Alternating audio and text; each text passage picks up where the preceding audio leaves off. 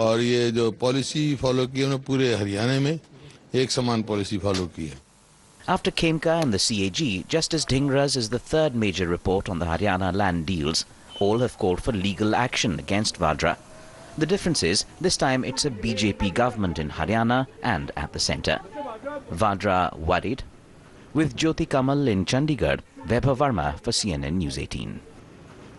Will there be action against Vadra or will he get away? Joining us on our talking point, Abhishek Manu Singhvi, Member of Parliament and spokesperson of the Congress Party, GVL Narasimha Rao, spokesperson of the BJP, Yogendra Yadav, founder of the Swaraj Abhiyan, and here in our studios, Shalini Singh, senior journalist, who's broken a number of stories exposing Robert Vadra and Skylight Hospitality, his company's role in dubious land deals. Dr. Abhishek Manu Singhvi, this is the latest report indicting Robert Vadra, the Justice Dhingra Commission report. We've had before this the CAG report. We've had before that IAS officer and whistleblower Ashok Khemka's report. How many more reports will it take for Robert Vadra to face the full weight of the law? Can I answer seriatim? You just said here is the next report indicting Robert Vadra. Point number one, have you read the report or any of the esteemed panelists on the program read the report? The report has not been made public. The report has not been made public. Right. So you said it's indicted. You just now said it's indicted. But Justice Dhingra has said there is... Let me just finish. Since you brought it up, let me just clarify that. Mention Vadra's name. No, let me just clarify that. He was asked a specific question today. He was asked a specific question. Yeah. Justice Dhingra was asked a specific question today in the press conference about Robert Vadra, and he said there is enough material in my report. Let the government read and take a call. I'm just going by what Justice Dhingra said. Can I? You see, you are not allowing me to finish because I was saying something very different. Sure, go. I am saying, please, I was very amused. I was very amused by your remarks and more than that by the report I heard, which had three words: wrongdoers, indicted, found, and damned, or something like that. Now, I want to say one thing. First of all, we've not read the report. That's a minor procedural point. So, we'll really comment after analyzing the report. But I want to assume for a minute that Justice Dhingra has completely damned Mr. Robert Vadra. Let me assume that that's the highest which the BJP will say. Okay. I am amused because how is it possible for Justice Dhingra to damn Mr. Vadra when there is a catena of judgments for 50 years in the Supreme Court, judgments as hallowed and well known as L.K. Advani, Kiran Bedi, which says that if I want to say, for example, that Mr. X, I am likely to hold something against you, I have to give him a specific so-called 8B notice. Secondly, without that notice, anything which I say about you, that you've done this wrong, that wrong, this, is irrelevant in law, not liable to be taken into account, can be quashed and ignored. Thirdly, if that be so, first of all, no law says that you have to wait for 2 years to have a commission of inquiry to file an FIR. The FIR could have been filed in May 2014. So has the BJP government, just to keep the pot boiling, been fooling the country by spending 2 years in getting a commission of inquiry report, which even assuming it indicts Vadra, could not have done anything without an 8B notice. That it is common admitted ground that nobody has issued an 8B notice. So the Congress Party's defense is that Robert Vadra cannot be indicted until he's given a right of response. GVL Narasimha Rao respond to that. No, let me clarify. Let me clarify. Robert Vadra is fully capable of speaking for himself. Our defense is that when you use the Vadra factor to attack Sonia Gandhi, Congress Party, Rahul Gandhi, to talk of indictment, wrongdoing, etc., people are not understanding the law. People are not understanding the procedure. Probably the same thing applies to Huda as well. Due procedure was not followed. In the case of Mr. Huda though, he was sent a notice. He refused to turn up. But GVL Narasimha Rao, why is it that after 2 years after the Modi government came to power and a year and a half after the Khattar government came to power, you've had multiple reports. Why is it that no action has been taken against Robert Vadra? Why is there no FIR against this man? I think, Zaka, you cannot fault the government for following the due procedure, not giving any opportunity to anyone to cry witch hunt. I think this is the perfect procedure in law that was followed. He's the head of the commission, is a former judge, and a reputed one at that. So No, but the certainly Congress we didn't Party is want crying anyone just to really that. have They're saying this is witch any hunt. complaint. Number one. Can the I Congress finish, Party is saying this is witch my hunt. statement, please? Even with you doing nothing, they're saying witch hunt. So Exactly. No, can I get my say, please? Okay. Okay, so first of all, we wanted a completely transparent and under a procedure which will be seen even by the people of the country as something that is really not remotely can be considered witch hunt. And today Congress has dropped the pretense of Robert Vadra being a private citizen. We are happy at that. And people of India are tired of Congress leadership being involved in real estate vyapar, real estate business. Okay. You have Rahul Gandhi and Sonia Gandhi facing accusations of misappropriation of property of national heritage. Okay. And you have Robert Vadra of taking over hundreds and thousands of acres of public land and private land. And this kind of windfall gains being made. So has the Congress Party converted into a real estate company itself? Professor Yogendra Yadav, I mean, how do you explain this? I mean, like you referred to this in your previous answer on the previous topic as well, that the general impression amongst the common man is that sab chor hai. I mean, for 2 years before the Lok Sabha elections, the BJP went to town saying, you know, Robert Vadra is corrupt, number one. Land deals, dubious land deals are being sort of tailored so that he and his companies can make money. There was even a CD called Damad Ji that was brought out by Ravi Shankar Prasad just before the elections. But 2 years on, there's no criminal action against this man. We have one committee after another finding out reports, and then no criminal action is taken against him. People are saying there's some kind of match fixing going on between the BJP and the Congress. Do you buy that, Professor? I think both my esteemed colleagues are absolutely right. BJP is right to say that this is an open and shut case of complete impropriety. In the case of Haryana, everyone in the world knew CLU was one of the misuse of CLU and enormous private gains made on that by Mr. Huda's Congress government was the worst kept secret. Everyone in Delhi knew what was happening in Gurgaon. We also remember the cases of other kinds of inappropriateness that were happening there. Remember the famous case of Reliance SEZ and what the Huda government was doing with that. So land was one of the most rampant form of corruption under Mr. Huda's government, and the BJP is correct to point that out. The Congress is correct to say that there is an element of vendetta as well, because you do not see similar eagerness to talk about other things. Let me just point out two. Number one, why is the BJP not interested in conducting an inquiry into all the CLUs? I suspect some of those CLU beneficiaries are now members of Mr. Modi's Council of Ministers. Is that the reason why they don't want to get all the beneficiaries of CLUs? Okay. And why is the BJP not interested in doing a similar inquiry in Rajasthan? You remember something about the other Modi, Mr. Lalit Modi, and his land deals with the complicity of Vijayaraje Scindia?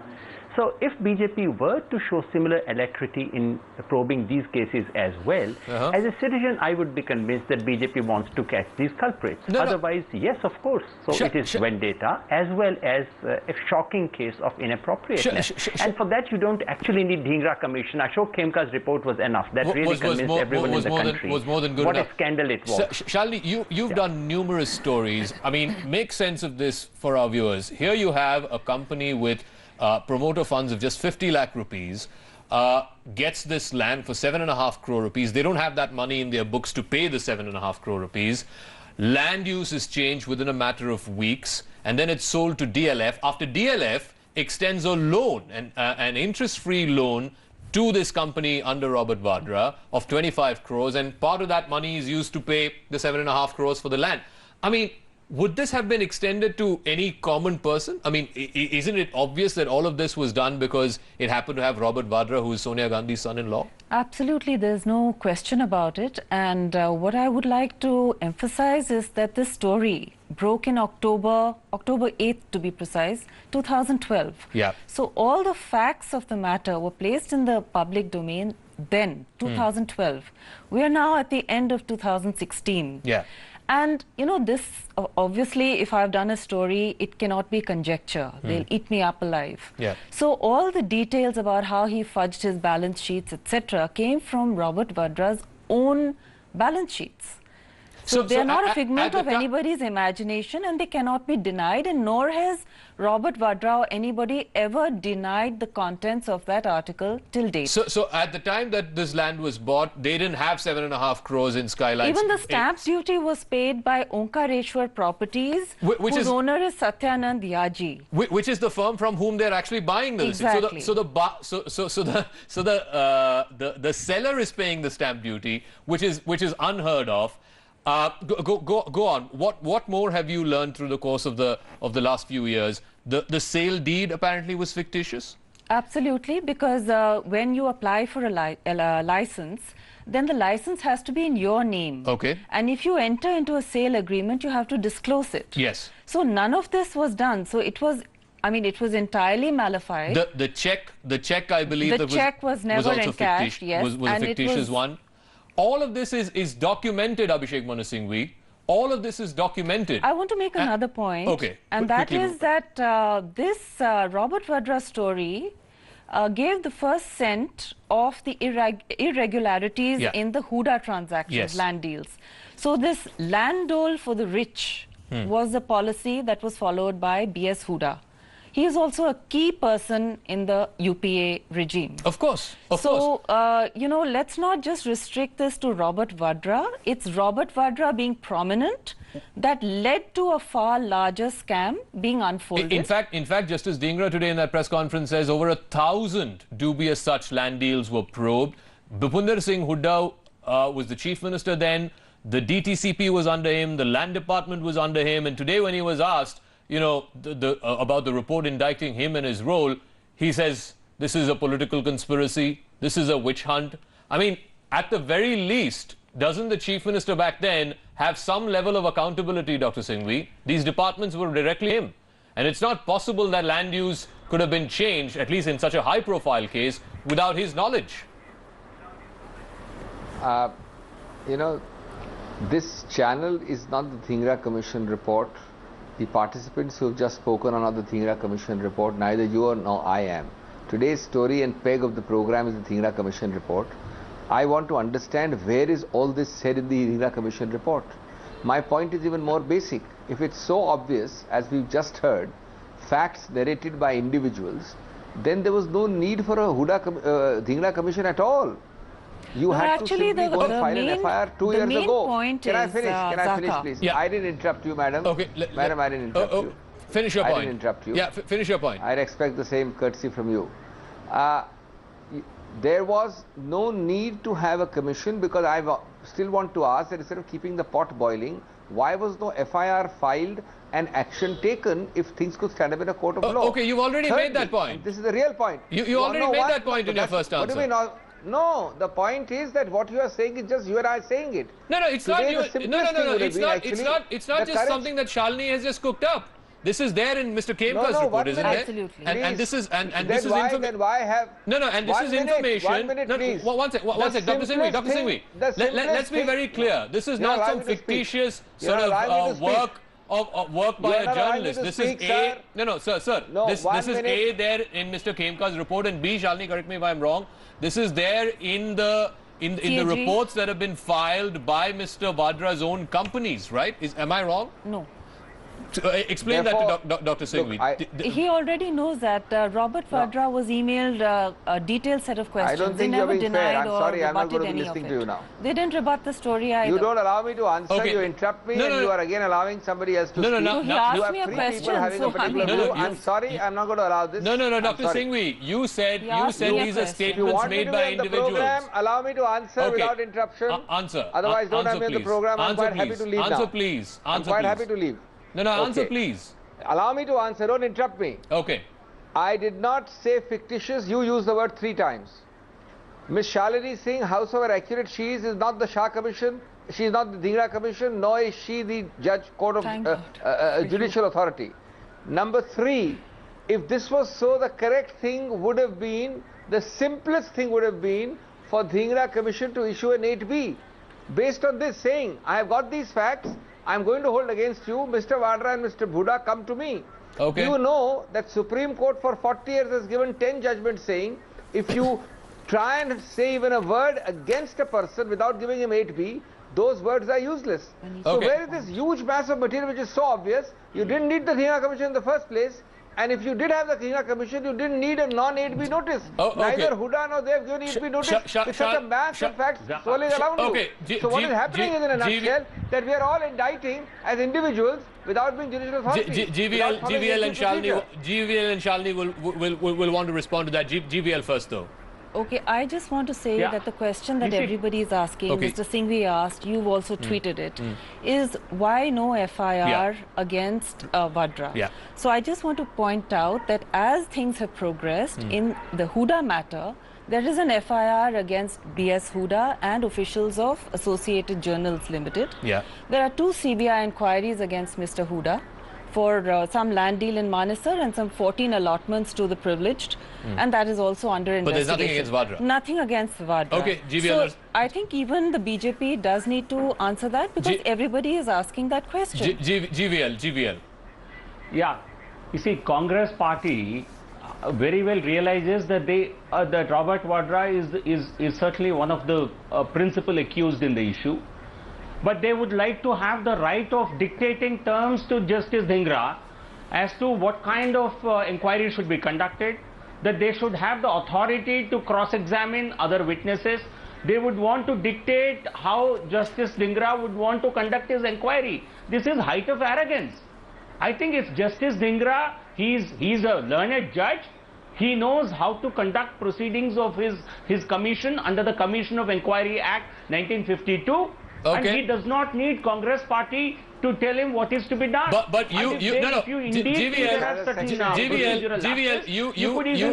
giving an assurance. One sec. I want to ask you a straight question. You are giving an assurance tonight that if there is enough material in the Dhingra Commission report to file an FIR against Robert Vadra and Skylight Hospitality, then the Manohar Lal Khattar government in Haryana will not shy away from doing it. Give us that assurance. I think, Zaka, allow me a minute. I think, you see, you have seen how Dr. Manu Singhvi on the program is questioning a journalist, saying your findings cannot be taken as incontrovertible evidence. We want judicial evidence. That's what this government has done. We did not want to give any scope, any room to anyone. And the question is, Mr. Rao, Justice Dhingra, the question is, Raka, how can a man with 1 lakh rupees, Skylight had just 1 lakh rupees, how do you spin 1 lakh or 50 lakh into several thousands of crores of property? Judicial procedure that has been followed. Yogendra Yadav. Someone has to answer that from Mr. Vadra. Yogendra Yadav. Here's the thing: the man who exposed this scam, Ashok Khemka, it was widely thought that once the regime change happened and once the BJP came to power, then he would be rewarded, because politically this issue benefited the BJP immensely during the campaign trail before the general elections. Like I said, Ravi Shankar Prasad had brought out a whole CD saying Damadji. Ashok Khemka is now in the wilderness. He's basically fending for himself. My question to you is simply this: if this is what's going to happen to honest IAS officers, to whistleblowers, then what hope do we have of exposing the high and mighty, the powerful, people like Robert Vadra, who have benefited because of change of land use, who've been given sweetheart deals, and who've benefited from interest-free loans by publicly listed real estate firms? Zaka, we should begin by at least putting on record the fact that people like Ashok Khemka do what they do, not because they expect any rewards, but because these are straight people who have some commitment to values and integrity in this country. Having said that, the point you make is very valuable. What happens to Khemka? They have put him, the last I heard was that he was in charge of archaeology, and if Haryana government could, they could put him in charge of space mission or something of that kind. So that's what's happening to all the honest bureaucrats, and the policy of this government is no different. The question you asked to Mr. G.V.L. Narasimha Rao, if I could, I would ask him for a different assurance. I would not ask him for an assurance on FIR against Robert Vadra, because that's what the government wants to do, and all this is actually a long preface to doing with a fanfare and doing publicity and so on, which they're entitled to, because after all, as the whole world knows, Mr. Vadra is guilty of what he's being accused of. Okay. The real question to ask to BJP is this: will your government stop the misuse of CLU? To begin with, will your government make every CLU transparent, public? Will your government say that we shall not use CLU for advantage of any individual? And will your government carry investigation against your own ministers in the Union Council of Ministry who have benefited from similar advantages? That's the question. Okay. GVL, you want a quick response? 30 seconds. I have to wrap up. Ultimately, this boils down to the change of land use. We have been in government at the center for nearly 2.5 years. There has not been an iota of allegation, because we follow a transparent governance. And in Haryana and in any other state, I think government will follow the existing policy, which will be same for all. Professor Yadav is saying that there are senior ministers in the Union Council of Ministers who have benefited because of change of land use. If that is true, it's only a matter of time before those allegations come out into the public domain. We'll see. We'll see. The truth eventually does come out. Shalini, 10 seconds. I have to completely wrap up. Yeah, now this report is going to stir up a hornet's nest. Why do I say this? Because Satyanand Yaji sold a property in Silver Arch on Firoz Shah Road, Delhi, to the Huda family, to his daughter-in-law, I believe, for 95 lakhs. Now, we know that you can't buy anything decent for 95 lakhs, leave alone in Firoz Shah. So you get the LOI in March 23rd, 2008. He got the LOI for this property, and in 2010, I'm told, this transaction took place on Silver Arch. So the question of possible quid pro quo will also emerge. Of course it will. Okay, I'm going to leave it at that. But thank you for this conversation. This is a story that's going to remain both in the headlines politically as well as legally. Abhishek Manu Singhvi, G.V.L. Narasimha Rao, Professor Yogendra Yadav, and Shalini Singh. Thank you for joining us here on this conversation. I'm going to take a quick break here on the program. When we come back, a big hike in petrol prices, over 3 rupees, diesel prices over 2 rupees. Quick details on the other side after this short break.